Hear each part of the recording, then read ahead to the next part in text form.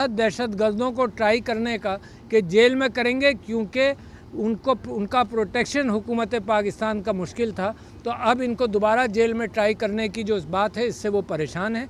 मैं समझता हूँ हद हो जाती है कहीं, जिस एतबार से कि अब इस बात से निकलो। ये ख़ास तौर पर ये फ़ौजी ट्रायल्स की पाकिस्तान तहरीक इंसाफ इसकी फेवर में नहीं है, दुनिया इसके फेवर में नहीं है।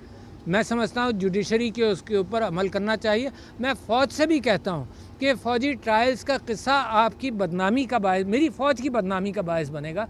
इससे भी हाथ उठाओ, मुल्क के अंदर हील करना शुरू करो, मरहम लगाना शुरू करो। ये जो दुश्मनियाँ या ये नफ़रतें जो पल जाएंगी मुल्क के अंदर, ये जो रिजेंटमेंट है, ये नफ़रतों में तब्दील होगा। तो लिहाजा इससे गुरेज करें। मैं आपको ये बताना चाहता हूँ कि उन वर्कर्स से मैं जब मिला हूँ तो उसके अंदर एक फरजाना सरवर साहिबा से मैं मिला, जिनके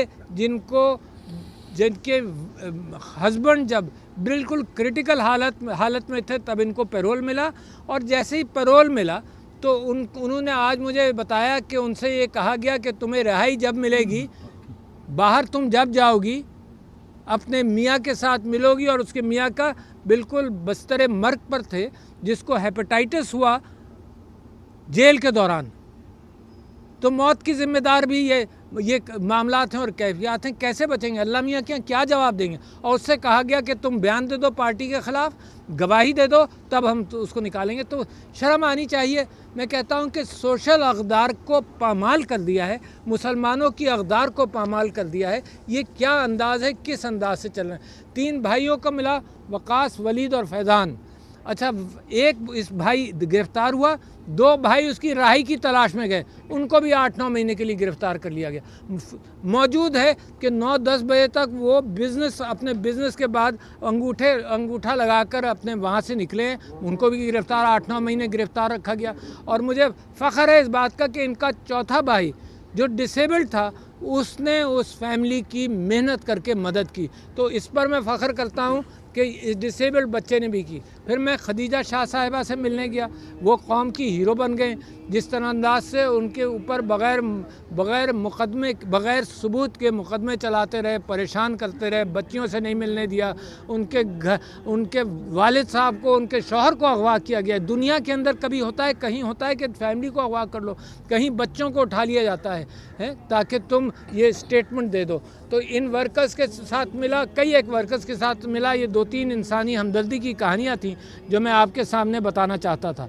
फिर मैं समझता हूँ कि जुडिशरी का मैं खराज तहसीन पेश करता हूँ कि वो खड़े हैं। मैं समझता हूँ कानून के साथ खड़े रहना और कानून की ज़रूरत, कानून हर शख्स पर लागू होना, ये है मेरे नबी सल्लल्लाहु अलैहि वसल्लम का पैगाम, मेरे इस्लाम का पैगाम है और मेरे पाकिस्तान का पैगाम है। तो मैं चाहता हूँ इंसाफ हो फॉर एवरीबडी, और जो बायस्ड कैफियत नज़र आ रही है वो बायस कैफियत निकलेगी। मैं जैसे आर्मी ट्रायल्स के एतबार से मैंने कहा फ़ौज भी इस बात से पीछे हट जाए, ये गवर्नमेंट भी पीछे हटे, और मैं समझता हूँ जुडिशरी भी इसमें सही फ़ैसला करे। तीसरी बात ये कि जब लड़ाई लड़नी ही हो, लड़ाई ख़त्म ना हो, तो एक के बाद एक आपको रीज़न मिलता जाएगा। जब भाइयों में लड़ाई होती है तो फिर यही होता है, तुमने ये कहा था, तुमने ये कहा था, फिर उसने थप्पड़ मारा, फिर इसने थप्पड़ मारा, फिर उसने डंडा चलाया, फिर इसने डंडा चलाया, फिर उसने फायर किया, फिर इसने फायर किया। तो इस कैफियत से मुल्क को निकलना चाहिए। 9 मई का वाक़या था, हमूदुर रहमान कमीशन की रिपोर्ट एक सेंसिटिव इशू बन गया है। भाई वो पाकिस्तान की रिपोर्ट है, पाकिस्तान की जुडिशरी ने बड़े रेस्पेक्टेबल जस्टिस हमूदुर रहमान ने उसको तरतीब किया। आज भी लोग ज़िंदा हैं जिन्होंने उसमें गवाही दी, और उनके बेटे माशाल्लाह बड़े ऑनरेबल जज जस्टिस हमीदुर रहमान इस वक्त फेडरल शरीयत कोर्ट के चीफ जस्टिस भी हैं।